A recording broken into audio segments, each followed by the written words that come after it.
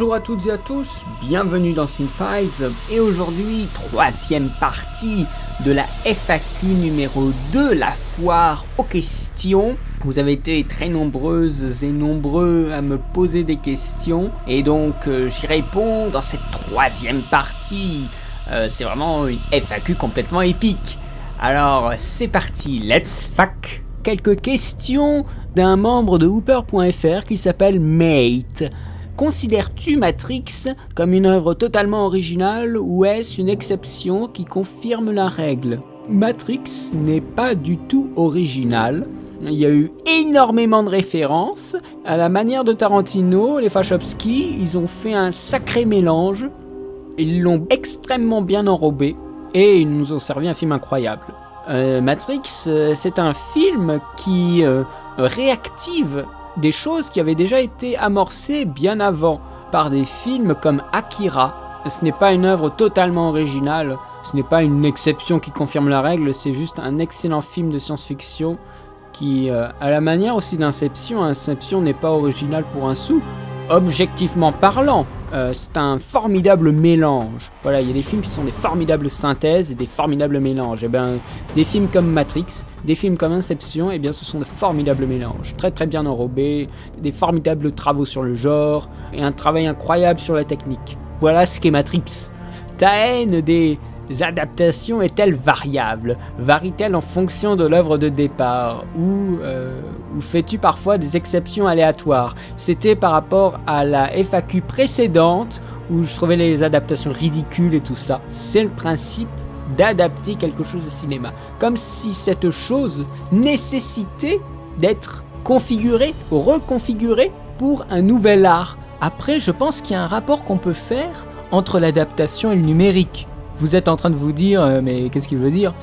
J'ai vu La vie de Pi, Life of Pi. C'est un roman, c'est une aventure littéraire. Et on le met en film, avec des effets numériques. Parce que c'est vrai que, sans être de mauvaise foi, c'est dur d'élever un tigre sur une barque. Un vrai tigre. Donc on en fait un en numérique. Sous prétexte qu'aujourd'hui nous avons la technologie de faire n'importe quelle histoire en film, on le fait. Le fait que le numérique soit de plus en plus performant au niveau des effets, de la modélisation et tout ça, on a tous les droits de faire toutes les adaptations qu'on veut. Et ça, je trouve pas normal. Tous les livres pourraient être adaptés. Il n'y aura plus de livres qui ne seraient pas adaptables. Je trouve ça tellement réducteur que le cinéma continue à faire des adaptations plutôt que chercher des scénarios pour lui. Et des scénarios qui sont, voilà, vraiment des trucs de cinéma qu'on peut que voir au cinéma. Par exemple, les jeux vidéo, ils pompent très rarement sur des livres. Tout ce qui est des jeux comme Mass Effect, Myst ou Portal, ils sortent du cerveau des gens. Ils ne sortent pas de livres.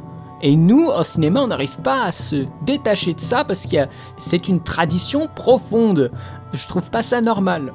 C'est un poids que le cinéma a qui ne peut pas enlever. Et c'est ça aussi qui me dérange beaucoup actuellement avec toutes ces histoires d'adaptation. Aujourd'hui, on a tellement tendance à vouloir tout mettre dans le cinéma. Dès qu'il y a quelque chose qui est assez intéressant en livre, hop, on va l'adapter. Youhou! On peut pas laisser dans ce livre, c'est vraiment quelque chose qui ne peut pas être adapté. Alors il y a ce challenge, oh là là, il paraît que c'est inadaptable. Hop, on va l'adapter. Allez, on va adapter le Hobbit, hein.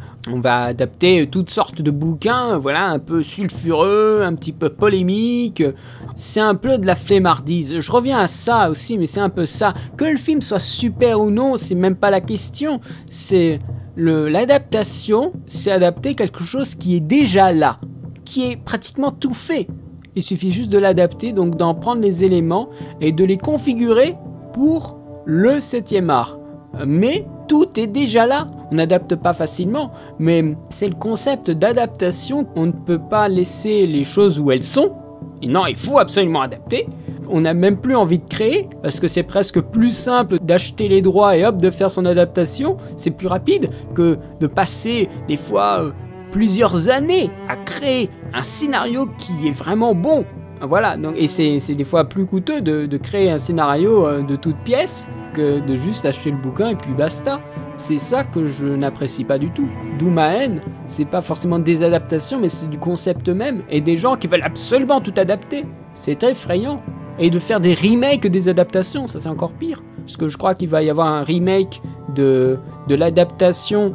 Alors ça c'est toujours compliqué, adaptation ou remake, mais plutôt remake d'adaptation de American Psycho, qui est un film que j'aime beaucoup.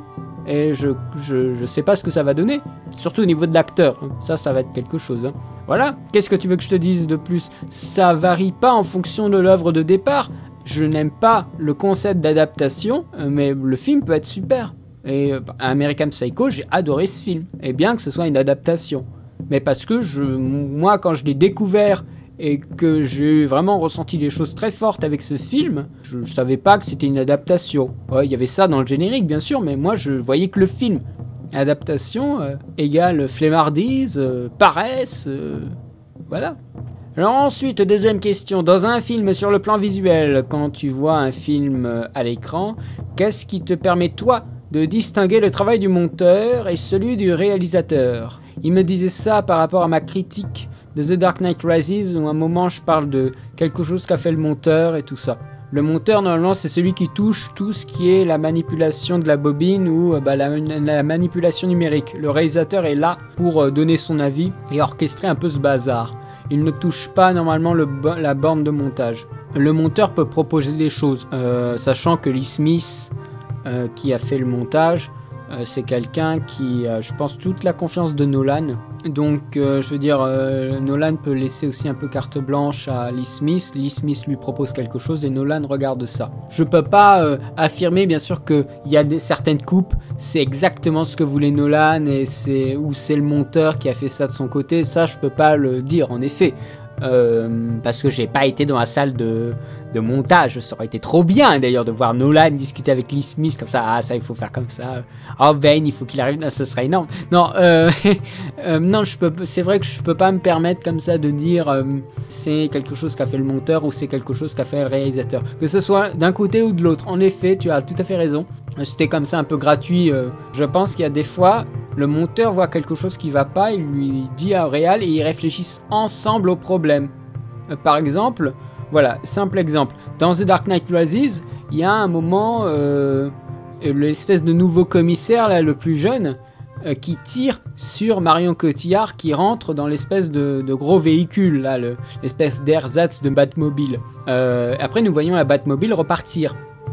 Et on voit quelqu'un à côté de ce commissaire se faire tirer dessus.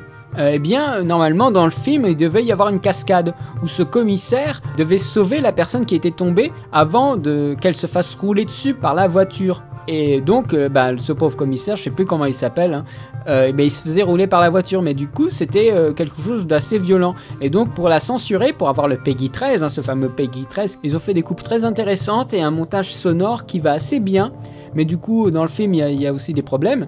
Eh bien là on peut se dire que c'est peut-être le monteur qui a choisi ça parce que Nolan ça lui échappait complètement, que voilà il voyait pas trop comment faire la coupe et que le film reste plaisant et agréable, qu'il n'y ait pas de gêne pour le spectateur. Eh bien le monteur lui a proposé quelque chose parce que lui c'est aussi un technicien qui doit réfléchir à la fluidité et la cohérence des scènes, plus que le réalisateur. Parce que le réalisateur, il doit aussi travailler sur le jeu d'acteur et tout ça. Mais le monteur, là, je pense, pour ce genre de choses, pour les coupes de censure, je pense, là, c'était peut-être Lee Smith. Mais encore une fois, je suis pas sûr, mais c'est vraiment purement gratuit ce que je dis. Ça dépend vraiment comment les relations sont entre le réalisateur et le monteur. Mais des fois, ça peut être vraiment le monteur qui propose beaucoup de choses et finalement, les montages sont vraiment issus du monteur. C'est des fois plus qu'un technicien. Ça dépend vraiment de la relation. Ça peut être des réalisateurs super dirigistes qui ont une idée très précise et tout va parfaitement bien. Ça, c'est l'idéal presque. Et des fois, voilà, on galère un peu plus et donc il y a une quête. Excusez-moi. Non, mais vraiment, c'est n'importe quoi. Une quête. On va partir à l'aventure. C'est un peu ça aussi. Une quête pour trouver quelque chose de cohérent, voilà.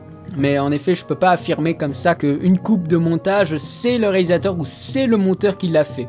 Alors il continue avec, comme il dit, des questions perfides. J'ai constaté que lors de tes critiques, tu répugnes à donner des notes au film. Et pourtant, pour certains films, tes scrupules disparaissent. D'où la question, tes scrupules sont-ils variables en fonction des films?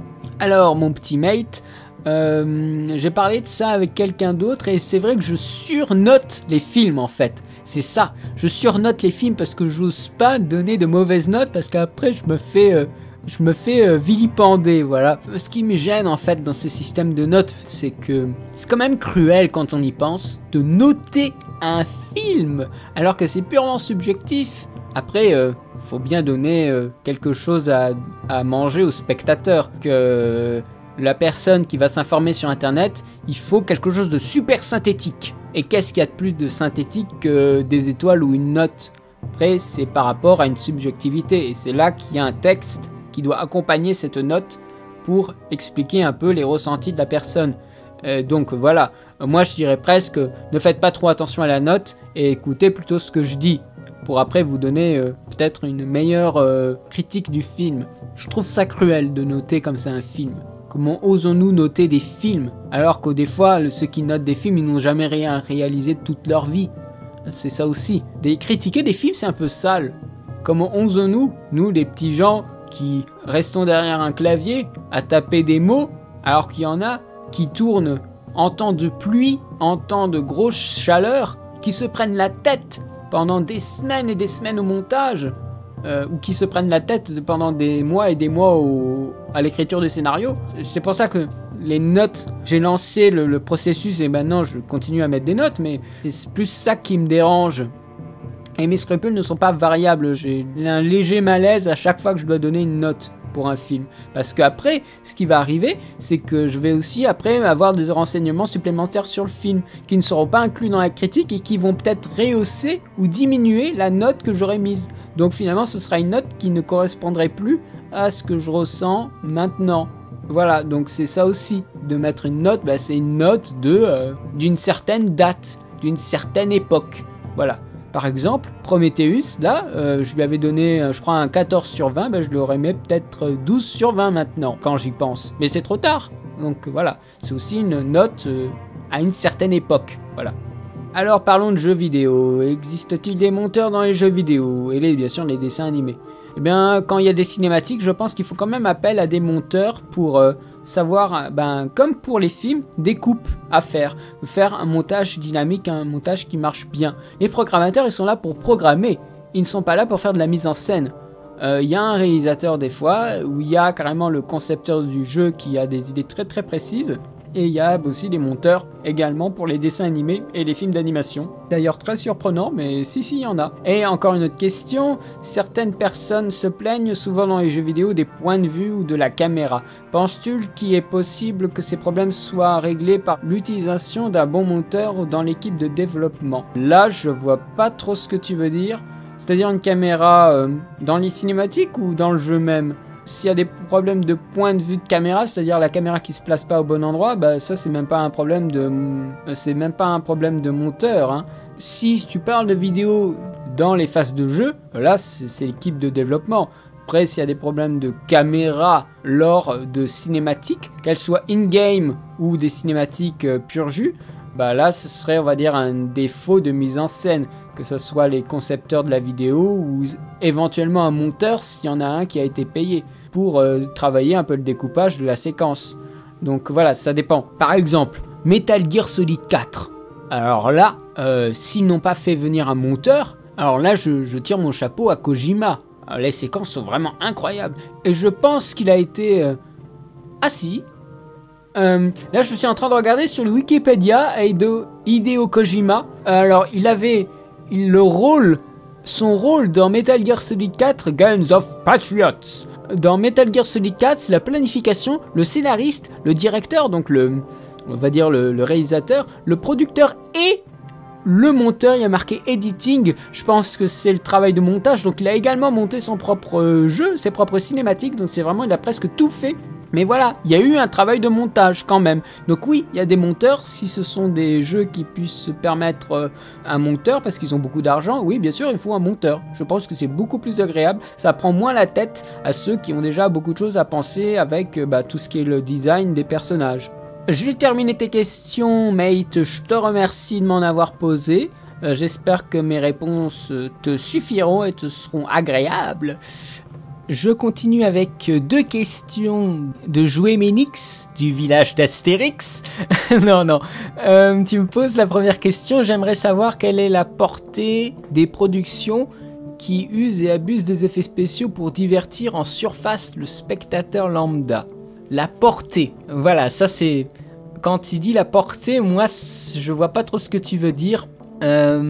L'amplitude des effets spéciaux dans les productions, des fois c'est délirant, et même dans les petits, ça c'est complètement fou, même dans les petits films français comme ça qui ont l'air de trucs dramatiques et tout ça, il y a des effets spéciaux, il y a des effets de fond vert, on est envahi par les fonds verts aujourd'hui, hein. Toutes vos séries, la plupart des films, les films américains j'en parle même pas, tout ça c'est du fond vert, hein. Il y a toujours du fond vert qui est quelque part dans l'image. Ça il faut bien vous dire que maintenant on est vraiment dans une esthétique du fond vert. Quelle est la portée des productions qui usent et abusent des effets spéciaux? La vie de Pi, c'était un merveilleux exemple. À Ang Lee, s'est déchaîné au niveau des effets spéciaux. Même pas les animaux réels. Non, on te fait tout en numérique. Même au générique du début, hop, on te fout tout en effets spéciaux pour divertir en surface. C'est vrai que ça offre une belle surface et on se demande qu'est-ce qui est vrai. Ah, c'est ça aussi la grande question de ce qui est faux, de ce qui est vrai. Parce qu'après, à force de nous foutre des effets spéciaux de plus en plus réalistes, on va même plus faire la différence. Et on va plus voir un film, on va voir un film d'animation en synthèse. Même les acteurs sont botoxés en numérique. Hein, regardez The Hobbit, hein, c'est un peu la même chose. C'est assez terrifiant quand même, hein, quand on y pense. Mais le spectateur lambda, lui, il en a rien à foutre. Il veut juste être diverti. C'est pour ça aussi que des films comme Transformers, qui sont vraiment des films avec beaucoup d'effets spéciaux, eh bien ces films-là fonctionnent beaucoup. Le dernier Transformers, il a fait, je crois, il a fait plus d'1 milliard de dollars dans le monde. Je veux dire, c'est la portée... J'ai l'impression que plus les effets spéciaux sont spectaculaires, plus la portée est grande. Je veux dire, il y a quelque chose de spectaculaire, de sensationnel que cherche le spectateur lambda, justement, quand ils vont au cinéma. Donc plus il y a des plans spectaculaires avec des explosions, pas forcément, mais par exemple la vie de Pi, il n'y avait pas des explosions et tout ça, mais il y avait des effets spéciaux, voilà, assez beaux, toute une esthétique de l'eau et de la vie sur l'eau, qui ont quand même attiré les gens au cinéma, mais progressivement. Moi, je croyais que ce film n'allait pas si bien marcher, mais finalement, il marche bien. Voilà, ça, j'avais pleinement tort. Là, c'est le public qui s'est quand même déplacé. Mais ça reste un film à effets spéciaux terrible. Le film a coûté 130 millions de dollars, uniquement à cause des effets spéciaux qu'il avait un budget pareil. Ils ont dû, tout faire numériquement. Il y a peut-être l'acteur qui est réel, et encore, j'en suis même pas sûr. Voilà, ça pose vraiment une grande question, ces effets spéciaux et ces effets numériques. Questionnez-vous tout le temps. Maintenant, dès que vous voyez des humains dans des grosses productions à effets spéciaux, essayez quand même de vous dire, mais est-ce qu'ils ont fait ça en vrai ou non? Parce que ça, ces sensations d'effets spéciaux de plus en plus réels, on va y arriver, hein, et il n'en faut pas beaucoup pour basculer sur une image virtuelle qui se placerait à la place de notre image réelle. Ces avertissements de Morpheus dans Matrix, c'est pas gratuit. Il faut aussi penser que on est sous une avalanche des effets spéciaux, des effets numériques, ne serait-ce que aussi pour toutes les photos de mode. Voilà, ça c'est un bon exemple. Il y a des filles, et même des mecs, qui fantasment sur de jolis mannequins, qu'ils soient hommes ou femmes. Tous ces mannequins, mais ils sont tous retouchés. Donc là, clairement, il y a une sensation d'envie, de consommation aussi des vêtements que portent ces mannequins qui sont tous retouchés. Donc on a des sensations, on a des émotions sur du faux. Et c'est ça aussi, la dangerosité des effets spéciaux et des effets numériques. C'est de nous provoquer des émotions alors qu'ils sont faux. Donc ce sont de fausses émotions. Donc c'est un peu de l'esbrouf en gros. Hein.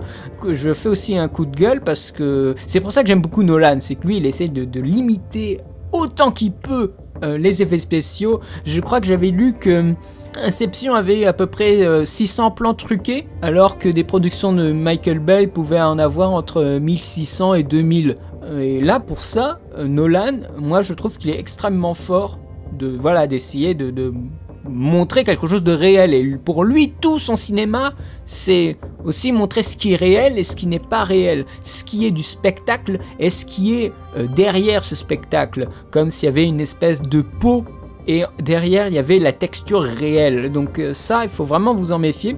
Mais c'est une question très intéressante, c'est une question qu'il faut se poser à l'avenir, dans le cinéma et même en général dans notre vie numérique. Ensuite, deuxième question, peut-on allier un film à très grand spectacle avec une réflexion profonde, matière à réfléchir, à revenir sur le film pour en découvrir les tenants et aboutissants?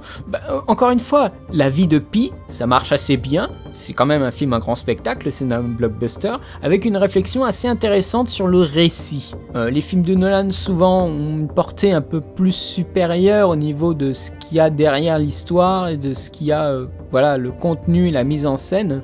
Après, on peut toujours trouver des réflexions profondes sur n'importe quoi. Les études universitaires me l'ont prouvé. C'est assez indéniable, bien qu'il y ait des gens qui ne veulent pas le reconnaître, que certains films qui semblent être des blockbusters vraiment sans cervelle sont des films qui sont intéressants à voir. Il faut juste avoir de la connaissance pour avoir la porte d'entrée. C'est aussi pour ça que j'essaye, dans la mesure du possible, de proposer des choses pour vous inciter à avoir des portes d'entrée pour voir des films comme ça qui n'ont pas l'air intéressants d'une autre façon. Donc c'est aussi pour ça que je fais toutes ces vidéos. Je veux dire, des grands spectacles avec des réflexions profondes, il y avait tous les blockbusters avant que ça s'appelle des blockbusters, c'est-à-dire les péplums. Les péplums d'avant, ce qui est tous les 10 commandements, Ben-Hur, Spartacus, voilà, des films comme ça, c'était des films vraiment un très très grand spectacle et avec des réflexions profondes. C'est que c'est pas une réflexion comme ça sur l'histoire, c'est purement gratuit, ce serait trop simple, ce serait un pan du cinéma qui serait carrément mis aux oubliettes. Le langage cinématographique, faut pas oublier ça, qui fait partie du film quand même, ça fait partie d'un dessin qu'il faut essayer de décrypter aussi. Et il faut avoir les pistes pour le décrypter. C'est pour ça que l'université m'a donné pas mal de pistes de lecture pour voir certains films qui m'intéressaient même pas, mais avec certaines ouvertures, j'ai pu mieux savourer certains films. Faut juste que le réal soit intéressé par ça. Parce qu'on peut pas les forcer à mettre des réflexions profondes, comme tu dis, ou de la matière à réfléchir un peu partout. Des fois, ça vient aussi, maintenant que j'y pense, ça peut venir aussi des critiques qui y voient des choses assez étranges.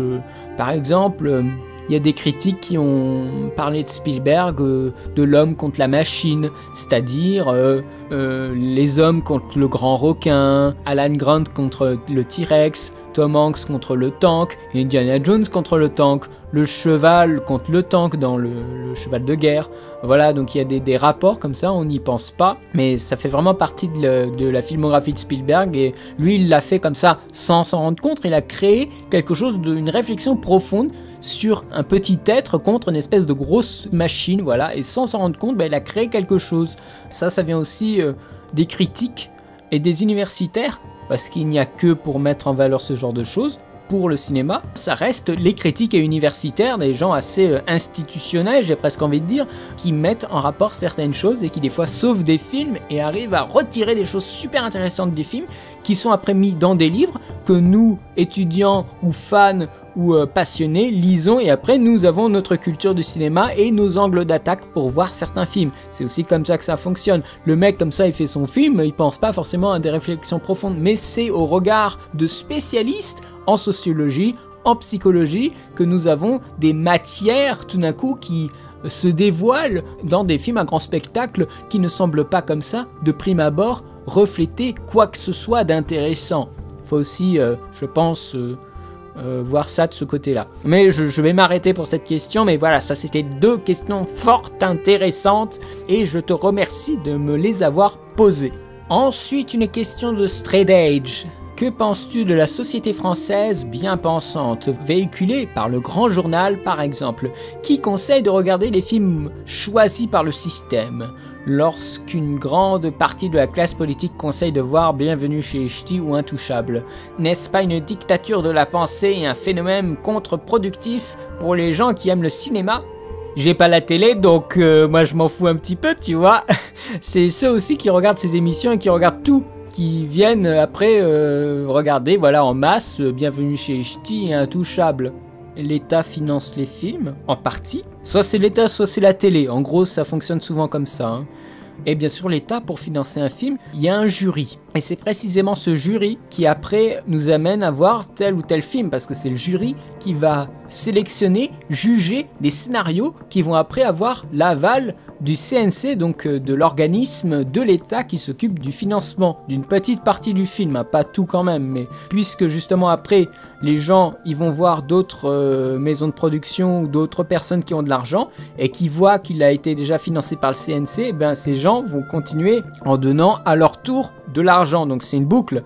Après la promotion, tu sais, moi je regarde des fois Allociné et c'est tout. Moi je regarde plus la télé.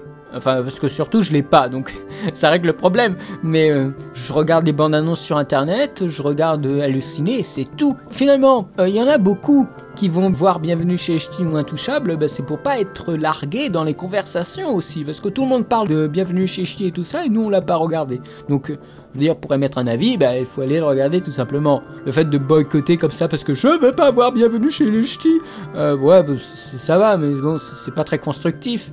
Ou alors tu le regardes, mais tu le regardes pas au cinéma, si tu vois ce que je veux dire. C'est aussi les gens qui vont regarder les émissions pour, hein, qui vont être aiguillés parce qu'ils le veulent et qu'ils achètent les journaux pour et tout ça. Après, la bien-pensante, elle a pas trop de poids sur les masses populaires, hein. Les masses populaires, comme je disais avec un copain. Les masses populaires, mais elles s'en foutent des bien-pensantes et des intellectuels. Ce qu'ils veulent voir, c'est se détendre. C'est eux qui font le poids, j'ai presque envie de dire, dans le cinéma. Il y a les jeunes et les gens qui ont juste envie de, avec leurs enfants, d'aller voir un truc qui est pas casse-bonbon, quoi. Et il faut dire que le cinéma français, des fois, c'est super casse-bonbon. Il y a des films qui sont bien, mais moi, je veux pas voir ça pour me détendre. Moi, je préfère voir un film américain ou un film d'animation. Si je devais aller vraiment au cinéma pour voir un truc. À un moment, j'en pouvais plus. J'étais allé au cinéma, bah, je me suis regardé Sherlock Holmes. J'avais vraiment le choix. Je pouvais prendre n'importe quoi. J'ai regardé Sherlock Holmes. Il y avait même pas à se poser plus de questions. Je savais qu'avec ce film, j'allais avoir 100% de divertissement. Et ça a été le cas. C'est tout simplement ça. Les gens, les bien-pensants, mais ça a une portée limitée.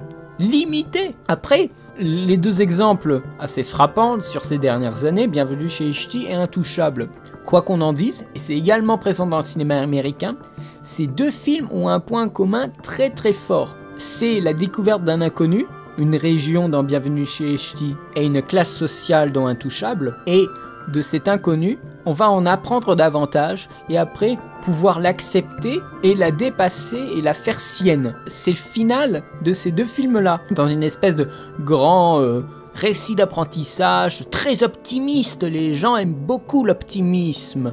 Et donc ils vont au cinéma aussi pour ça, pour voir des gens qui s'en sortent. Quand ils regardent ces films, ils ont envie aussi de s'en sortir comme les personnages dans les films. Sauf que bien sûr, dans la réalité, ça ne se passe jamais comme ça. Donc, ils vont au cinéma pour rêver un petit peu. Chabrol disait qu'il y a beaucoup de films qui font un peu la même sensation que de la drogue. Et quand on a arrêté de prendre sa picouse à la sortie du film, eh bien, on retombe dans le réel et ça fait mal. Bah, ces films-là, c'est un peu ça. C'est très optimiste, on y croit vraiment, ça fait beaucoup de bien.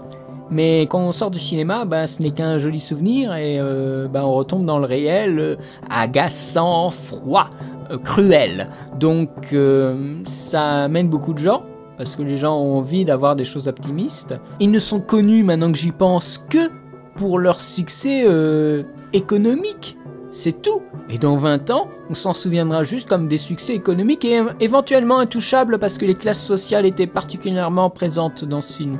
Mais c'est tout. Ce ne sera pas une leçon de cinéma, ce ne sera pas une leçon de mise en scène, ce ne sera pas un jeu d'acteur incroyable. Ils auront juste une sorte de record. C'est rien de plus. Quand tu dis qu'il y a une dictature de la pensée et tout ça, on y va juste pour être à jour. Enfin, en tout cas, moi, c'est ce que je pense. Les gens y vont parce qu'on en parle, mais ils trouvent ça sympa. Mais il faut pas penser que ça va après avoir des conséquences sur le long terme. C'est juste, voilà, c'était une période, c'est terminé, voilà. Et maintenant, on parle même plus de Bienvenue chez Ch'ti, on parle tout le temps d'Intouchables. Ou alors, on parle de Bienvenue chez Ch'ti, toujours par rapport aux facteurs économiques, c'est tout. Donc, ces films comme ça, ouais, ça fait le buzz et tout ça, et on peut être contre ce buzz parce que tout le monde en parle, et il n'y a plus de choix au niveau des médias. Faut pas t'en faire, j'ai presque envie de dire, faut pas t'en faire, voilà. Les gens qui aiment le cinéma, ils savent où s'informer, tout simplement aussi. Et bien sûr, ce discours sur la publicité, le marketing français, voilà, un peu bien pensante, et le bourgeois, oh, il faut aller voir ce film. Eh bien, ça, c'est exactement la même chose pour le cinéma américain qui nous écrase de publicité. On ne voit plus que, des fois, à certaines périodes de l'année, il n'y a plus que pour un seul film américain. Mais ça passe. Il faut être détaché de ça, quoi. Il ne faut pas subir le marketing comme ça, parce que avec ta question, j'ai l'impression que des fois, tu es un peu gêné qu'il y ait autant de marketing, mais il ne faut pas le subir. Tu le laisses courir, tu t'enfermes dans ta bulle, tu sais où chercher des informations sur les films, et voilà. C'est tout simple. Hein. Mais c'est une question qui est assez intéressante. Finalement, je sais pas si j'y ai répondu à ta question. Il faudra que tu me dises ça. Hein. En tout cas, je te remercie de m'avoir posé cette question. J'espère que j'y ai répondu un petit peu, peut-être indirectement. Hein. Il faudra que tu me dises ça. Mais en tout cas, je te remercie. Ensuite, Straight Edge, tu n'as pas terminé. Ta question suivante, on parle beaucoup de cinéma états-unien, de notre cinéma français, parfois du cinéma quantitatif venu de l'Inde et aussi du surprenant cinéma japonais. Mais on ne parle que très rarement du cinéma latino-américain, et encore moins du cinéma africain. J'ai l'impression que le monde latino-américain reste en marge de ce domaine. Que penses-tu de ce genre de cinéma ? Le cinéma latino-américain, bon, bien sûr c'est pas vraiment un genre, c'est plus une catégorie qui englobe un certain nombre de pays, mais il y a un cinéma brésilien qui est présent, il y a un cinéma chilien, d'ailleurs je connais un réal chilien qui est formidable le mec, les Mexicains, il y a un cinéma qui provient de ces pays-là, de l'Amérique du Sud, mais bien sûr comme d'habitude, les Américains dès qu'il y a un petit talent, hop, ils te l'amènent aux États-Unis pour qu'ils fassent des films. Il y en a qui l'acceptent et il y en a qui ne l'acceptent pas. Après je pense aussi que le cinéma latino-américain, on le connaît pas parce qu'il n'y a pas beaucoup de marketing, de publicité qui exporte la renommée et les films dans le monde. C'est plutôt un cercle fermé qui, à force de certains talents, se fait connaître et est étudié par la suite par des professionnels, des universitaires. De toute façon, c'est un cinéma comme un autre. Hein. C'est aussi un cinéma qui a ses thématiques, particulièrement la pauvreté, la misère, les différences de classe, la nature. Après, je n'ai pas trop suivi le cinéma brésilien. J'aurais pu avoir l'occasion d'avoir un cours dessus, mais ça s'est pas fait. Mais il est présent, hein. C'est comme le cinéma africain. Le cinéma africain, il y a quelques noms qui circulent, mais c'est un cinéma... ce sont des noms pour les cahiers du cinéma, voilà. Ouais, je pense que tu vois ce que je veux dire. Ce sont des films qui existent, il faut pas les oublier. Je le connais très mal, à part quelques titres, bien sûr. Ma pensée concernant ce cinéma est un peu réduite, voilà. Ta deuxième question, est-ce que la censure est acceptable dans le domaine cinématographique? Je pense par exemple à l'Empire de Sens, à Salo, à Cannibal Holocaust et au sulfureux Serbian Film. Je trouve que c'est nécessaire d'avoir de la censure. Après, avec Internet, maintenant, la censure, on peut s'asseoir dessus, c'est le cas de le dire. On va dire, aujourd'hui, les barrières sont complètement explosées par Internet et on peut se procurer les films censurés très facilement. Après, à l'époque, des films comme l'Empire des Sens ou Salo. Non, quoique l'Empire de Sens c'est un peu à part, mais Salo, Salo nécessitait une censure. Pour moi, oui, clairement. Et Cannibal Holocaust également. On ne peut pas y aller comme ça sans être averti. Peut-être que justement être averti, des fois ne suffisait pas, donc on faisait des remontages et des trucs comme ça. Les films sont de justesse passés au cinéma parce que sinon c'est la mort du film. Il y a eu très peu de films qui ont été interdits aux moins de 18 ans qui n'étaient pas des films pornographiques. Curieusement, alors là vous n'allez pas en revenir, mais des films de Godard qui sont franchement pas du tout choquants ont été interdits aux moins de 18 ans. Mais c'était dans les années 60. Avec des propos choquants. Donc on a fait du chemin quand même avec des films comme ça, et maintenant ce qu'on propose nous en termes de films très violents, ou comme tu dis, hein, Serbian Film. D'ailleurs, un Serbian Film, j'en reparlerai à l'occasion sûrement d'une critique et sûrement d'une analyse, parce que c'est un film très intéressant sur les limites du gore et de la censure, justement. Ça c'est un film assez excellent. Je trouve que oui, c'est acceptable dans le domaine cinématographique. Après, la portée, aujourd'hui, elle est limitée. Il s'agit également de dresser le niveau de violence du film. La censure est contenue dans ce système-là et dans l'organisme qui s'occupe de ça. Un organisme qui est constitué de professionnels du cinéma, de réalisateurs, de critiques. Philippe Rouillet, je crois, fait partie de ces comités qui est un critique assez connu, qui a travaillé sur le film de genre et le film gore également. Donc voilà, lui c'est quand même un connaisseur. Je crois qu'il y a un petit documentaire sur la censure au cinéma qui circule sur le web, qui circule sur YouTube. Je pense que tu peux le trouver assez facilement. Mais oui, pour moi c'est nécessaire d'avoir de la censure, même si c'est pas super utile aujourd'hui. C'est juste pour aiguiller les niveaux de violence. Mais je pense que cette question de la censure, là, je suis un peu pris de court, mais je crois que c'est vraiment une question très très importante qu'il faut se poser plus en profondeur. Parce qu'aujourd'hui, on arrive quand même dans une période où il y a des choses très très violentes à l'écran, hein, que ce soit dans les films pornographiques ou les films gore. Ça et les films un peu dérangeants comme Human Centipede ou des trucs comme ça. Je pense qu'il faut vraiment se poser la question de la censure. Mais c'est une très bonne question, c'est une très bonne ouverture, là, ce que tu m'as proposé, Stradage. Et tu termines avec une troisième question. L'hémoglobinisme du sang et encore du sang devient un procédé plus que récurrent dans les films d'horreur. Est-ce que cela ne dénature pas le sentiment d'effroi et de peur ? Le passage de l'horreur au gore. Peut-être que tu as cette sensation parce que quand les gens regardent des films gore, ils se marrent.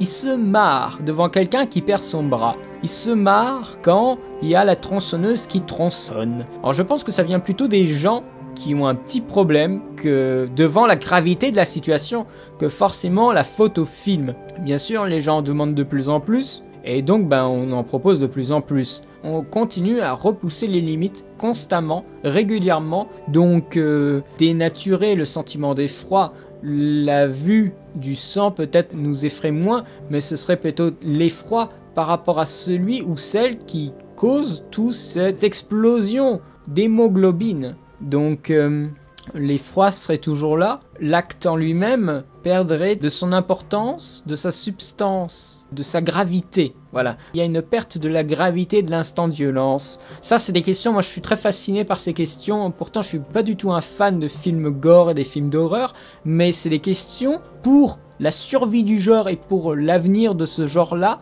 Ça, c'est des trucs très intéressants. Le passage de l'horreur au gore, je pense que d'abord il y a eu le passage du film d'épouvante au film d'horreur et après du film d'horreur au film gore. Déjà rien que le premier film gore était déjà un film qui se prenait pas au sérieux. C'était je crois Blood Fist, déjà un scénario qui était n'importe quoi. C'était un mec pour faire plaisir à une déesse égyptienne, il tuait des femmes ou un truc comme ça. C'était tout mal fait et justement c'était tout mal fait, ça donnait même pas l'impression d'être réel. Bien sûr pour nous qui sommes dans les années 2000, qui regardons ce film-là, qui date des années 60, il y a quand même des trucs dégueulasses dans le film gore, qui foutent les chocottes. Moi, je me rappelle, j'avais vu le remake de La Maison de Cire, alors ça, c'était dégueulasse. Moi, j'étais pas à l'aise après ce film, et pourtant, c'était un film gore, tout ce qu'il y a de classique, avec Paris Hilton qui se reçoit un pieu dans la gueule, voilà, ça a dû bien faire marrer, mais moi, j'étais pas à l'aise, parce que le film était quand même bien fait, il y avait une ambiance. Après, justement, on fait tellement de films comme ça que le gore et l'horreur de ces films deviennent banals parce qu'il y a une surexploitation du genre. Je pense que ça vient également de là. Et maintenant, on essaye d'innover en créant de nouveaux monstres pour véhiculer le gore, l'horreur, comme j'avais vu un film tout récemment qui s'appelle Smiley, mais voilà, on essaye d'innover sur les créatures qui vont créer des effets gore ou sur les espèces de pièges, comme bien sûr les Saw, hein, mais dénaturés. Il y aurait un gore original, parce que dénature, mais il dénature quoi? Le sentiment de l'effroi à la base, mais à la base de quoi? Donc voilà, je pense qu'il y a des questions comme ça, il me faudrait un super temps de réflexion et prendre des notes et tout ça, mais voilà ce que je peux te proposer pour l'instant. Mais si tu as envie d'en parler, si tu as envie de faire une analyse avec moi, par exemple, hein, je dis ça comme ça, hein, moi ça m'intéresserait de se poser cette question de la censure et cette question du gore. Elles sont très liées pour un genre cinématographique qui est un petit peu en péril. J'ai pas vu Maniac, je le regarderai à un moment ou un autre, mais il y a très très peu de films qui fonctionnent vraiment bien et c'est intéressant de se poser des questions sur ces films-là, justement, la censure et le gore. Je te remercie Stradage pour tes questions, elles étaient très intéressantes. Ensuite, une question de Mad Max. Quel est ton avis sur la répartition des gains contenus dans une place de cinéma? Prod, salle, réal. Autrement trouves-tu égalitaire la répartition des bénéfices d'un film, DVD, Blu-ray et produits dérivés inclus? Je suis pas économiste, donc je sais pas si c'est une bonne chose, mais je trouve que c'est assez juste. L'exploitant loue les bobines et tout ça, donc il a aussi un retour assez important. La maison de production, après le problème c'est que les films français, enfin bon, il y a une grande polémique en ce moment avec les films français, donc je ne veux pas m'attarder dessus, mais si les films français coûtaient moins cher, je pense qu'on aurait plus de films français qui pourraient rembourser leurs films, mais ce n'est pas tellement le cas. Je trouve que c'est une bonne répartition, avec à chaque fois, quel que soit le film, même s'il est américain, un petit 10% pour le CNC, donc pour l'État, donc pour l'éventuelle production d'autres films français. Donc je trouve que c'est un bon système. Après, trouves-tu égalitaire la répartition des bénéfices d'un film, DVD, Blu-ray et produits dérivés? C'est juste une extension économique pour faire plus d'argent. Après, il y a des films qui vivent vraiment des DVD, Blu-ray. C'est-à-dire les films, comme on appelle ça, direct to DVD, et surtout direct to DVD aux États-Unis. Parce qu'aux États-Unis, on a une toute petite partie de la production, nous, Français, qui sort en salle chez nous. Et des fois, nous, Français, on propose des choses, surtout des films de genre, qui ne sont pas très coûteux, mais qui ne marchent pas du tout en France. Bien, on les envoie aux États-Unis directement en DVD ou éventuellement en Blu-ray. Et c'est là-bas que ces films en DVD font de l'argent. Et des fois, très curieusement, il y a des films qui marchent bien et le mec il reçoit de l'argent parce que c'est même pas dans son propre pays qu'il fait de l'argent, mais c'est dans les pays étrangers. C'est presque injuste pour certains réalisateurs, mais en même temps, c'est peut-être comme ça qu'ils arrivent à survivre et à faire d'autres projets. Ça coûte de l'argent et il faut trouver des moyens pour amortir le coût d'un film et donc tout est bon. Même les produits dérivés. J'ai envie de dire égalitaire par rapport à quoi? Par rapport à la répartition des gains contenus dans une place de cinéma? Parce que si c'est le cas, les films, je pense, français font plus d'argent avec des DVD Blu-ray qu'avec les places de cinéma. Hein. Il y a très peu de films français qui se font rembourser, qui arrivent à faire même des bénéfices. S'ils arrivent à en faire, c'est souvent aussi grâce à des DVD, des Blu-ray. Je veux dire, le système est bien comme il est. Que penses-tu de la course au budget des films qui sont toujours de plus en plus conséquents et particulièrement de l'écart de budget entre les films orientés commerciaux et d'autres qualifiés de genre? Certains films commerciaux sont des films de genre. Par exemple, la science-fiction, c'est un genre, faut pas l'oublier quand même. C'est un gros genre, mais c'est un genre quand même. Ce qui arrive souvent, c'est qu'il y a les films commerciaux dont le succès va permettre de financer des petits films, dont des films de genre. Si les films y marchent, ça permet de produire des petits films, donc c'est une boucle. Et ça permet même à des studios qui étaient avant indépendants, qui n'avaient pas beaucoup de budget, tout ça, qui grâce à des films justement importants et commerciaux, ont pu s'élever à des sommets jusqu'à être presque l'équivalent des majors.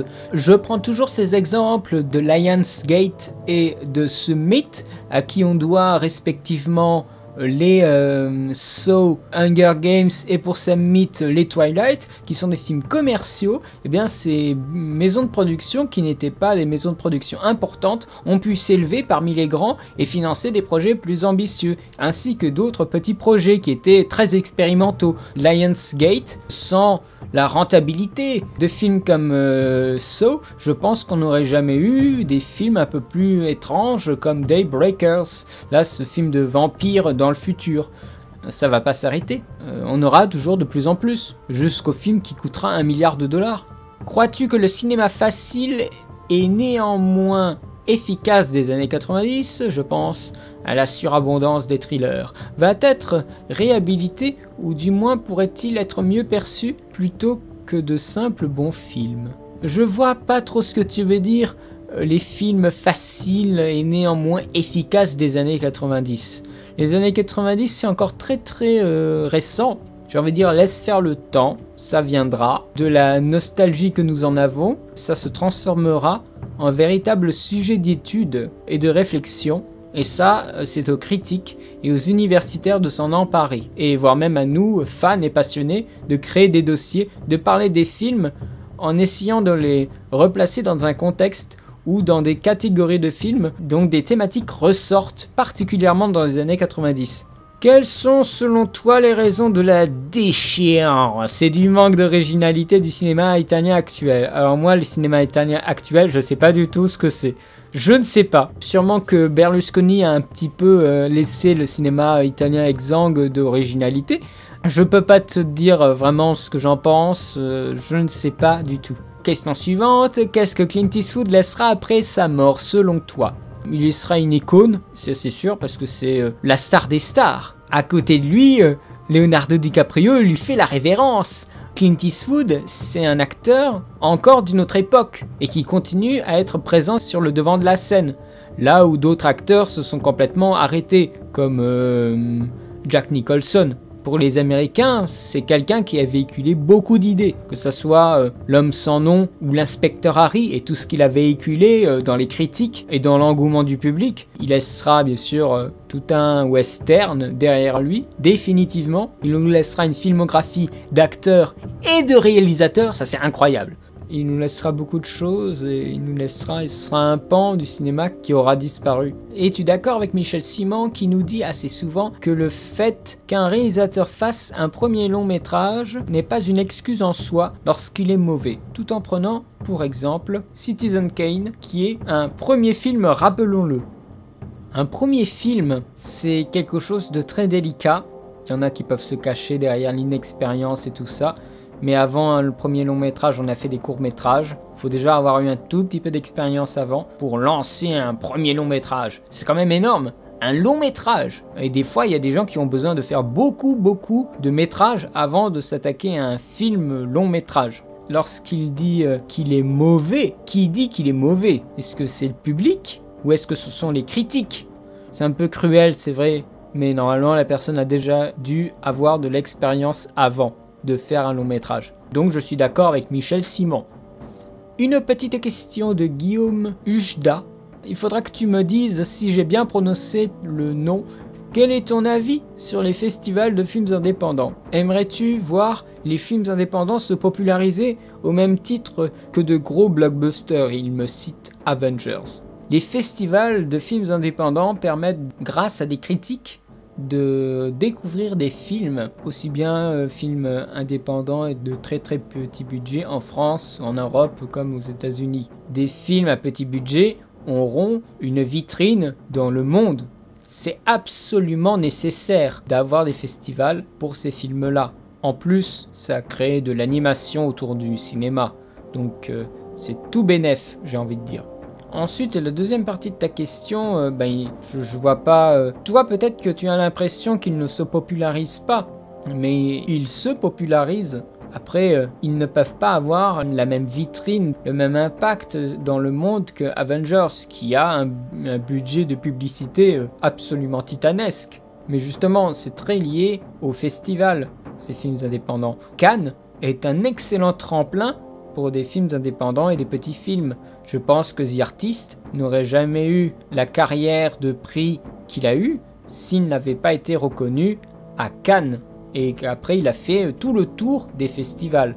Donc il se popularise, mais il faut juste être au courant des différents festivals. Internet aide également certains films à se populariser, aide beaucoup la visibilité de certains films indépendants. Donc je vois pas le problème.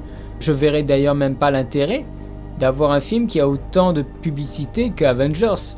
Un petit film. Je vous donne le choix entre regarder The Avengers et regarder Toto et les Tondus. Oh là là, je me demande qu'est-ce que je vais aller regarder. Hein. Non mais c'est ça, je veux dire, ils se popularisent mais avec leurs armes à eux, leurs moyens à eux, et bah les Avengers ils font leur chemin de leur côté, ils écrasent tout le monde au box-office et puis voilà. Et finalement c'est pas plus mal, parce que si justement ils avaient une espèce d'explosion de popularité et qu'ils se verraient partout, bah ils seraient plus si indépendants que ça, parce que je pense que les films indépendants c'est aussi lié à un système d'exploitation déjà plus réduit. Donc s'ils n'ont plus ce système d'exploitation et de visibilité réduit, ben, ils sont plus vraiment indépendants. Dans la définition de ces films-là, c'est aussi à nous, à travers nos écrits, nos critiques, nos vidéos aussi sur le net, à faire connaître des films indépendants qu'on a adorés. Nous avons le pouvoir de le faire. Imagine s'il y a 100 000, 200 000 personnes sur le net qui parlent tous ensemble d'un seul film, et ben ça va donner de l'impact et il y aura peut-être des sociétés de distribution professionnelles qui vont s'intéresser à ce film-là. Je pense que c'est très bien comme c'est aujourd'hui et ça va s'améliorer au fur et à mesure que le temps passe. Donc il ne faut pas s'inquiéter, je crois. Cette troisième partie de la FAQ est à présent terminée. Je vous remercie chaleureusement pour toutes vos questions très intéressantes. N'hésitez pas à poster des commentaires pour réagir à tout ce que je dis. Voilà, donnez votre avis. Et moi, je vais vous donner rendez-vous bientôt pour la 4e partie. Et normalement, à l'issue de cette 4e partie, je devrais avoir fait toutes les questions. Alors si par hasard, il y a des questions qui manquent, n'hésitez pas à me le dire dans la dernière partie.